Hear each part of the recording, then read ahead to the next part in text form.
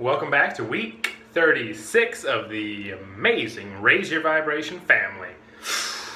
Today we are talking about the shadow. What is the shadow? How does it run you and control your life? What can you do about it? And what are the results and the benefits of finally getting this area of your life taken care of, under control, and understood? So here we go. Let's get into it right now. And this is week 36. So the shadow. What is the shadow? The shadow is a part of yourself, your behavior, your personality, your energy, your life that you are not okay with, that you don't like, that you've disowned. Maybe it's even part of your past. You've just disowned this part of yourself, like, this isn't me. This is not acceptable. This is not socially acceptable. I will not be accepted if I do this, and I must get rid of that. And so this is a lot of the shadow, the thing that runs us. We're always hiding from it. We escape from it. There's escaping mechanisms where we can just get away from the shadow, and we run away, and we'll start doing things like drugs, alcohol, just escapist behaviors, crazy behaviors, just to get away from that pain or rejection of not being accepted and that thing that's out there. So,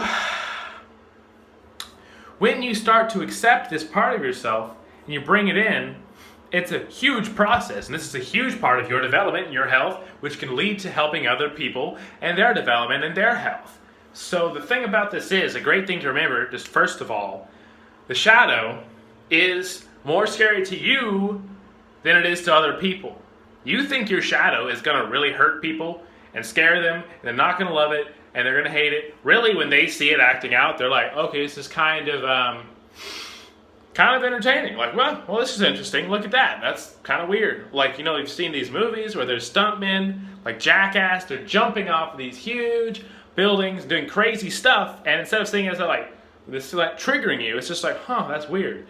But if it's aimed towards you, that can be a little bit different, and the only reason that's not kind of entertaining, or you're feeling that, is either you want to help, or that's triggering you on the inside, and your shadow gets defensive and shooken up, and you're like, whoa, this is part of myself that's not okay.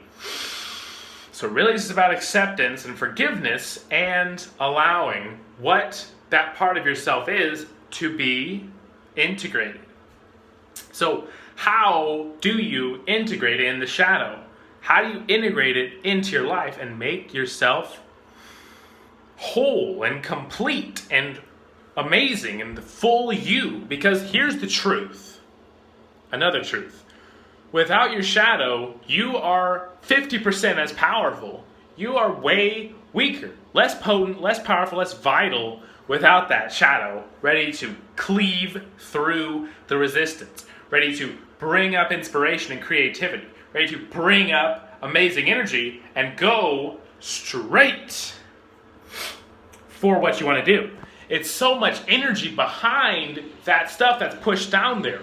Like a beach ball under the water, it's just waiting to pop up. And so often when we get shooken up and someone kind of is triggered and launching it at us, it's expressed in a negative way. But guess what? So much art, beauty, artistry, science, discovery, amazing progress, helpful progress has been made because of this shadow, okay? So, what is it about the shadow that's so bad, really? Why are we afraid of it? So if you realize why it's so bad, it's because it touches, and it's a constant trigger poking into that thing. You think you're not enough, you think you're not good enough, you think other people won't accept you, think you'll be alone, and really, all that is a lie. It's a lie. You will be accepted, you will be loved, all of that, especially if you accept it. Because if you keep running from it, that's actually pushing other people away. Because by pushing that part of yourself away that you don't think is good, you push the same things or other things that you don't accept away in other people. If somebody exhibits a behavior that you think isn't good, you will push them away instead of analyzing them as a whole person and taking into account the entire thing. Instead of just this one thing pops out that you think is bad, you're like, okay, push them away, get rid of them. You actually need to take into account the entire person. Just like yourself. It's not just to accept the shadow, but the opposite side of it, and the light side is, what are you giving back? What are you doing? What are you creating for yourself? Because you need to funnel that dark energy into positive light energy. How you do that is you realize, what are those things that you don't accept about yourself? Why don't you accept them? Figure out why. Follow the trail of whys to why are they a bad thing. Why is it that a part of yourself has to be bad? Because assuming that will always hold you back. Assuming that there's any part of yourself that's bad will be an anchor deep inside you, pulling you back and saying, no, don't go for it. No, don't do it. No, don't give your all, which actually is going to keep you down forever. So don't fall for the trap of holding yourself back. By holding yourself back, guess what? Here's another thing, so many parts of yourself that you're holding back are actually your gifts to give. That being that expressive person, that being that kind of edgy person, that being that kind of weird person, that is your beauty, that is your amazingness, that's the part of you that's so unique. And by holding that back and away from the world, you're actually denying them the chance to get to know the full you, and you're denying them the opportunity and yourself to fully benefit from all that you truly are. So, how do you become that ultimate version of yourself? You realize that that part of yourself that's bad is actually the good part. Those parts of yourself that you've disowned and you think are bad, all the things you think you do that are bad might actually be good. So you realize, bring them back into your behavior and your reality and practice them and see, are they actually as bad as you think? Come to it from a completely neutral perspective and see how people react to you.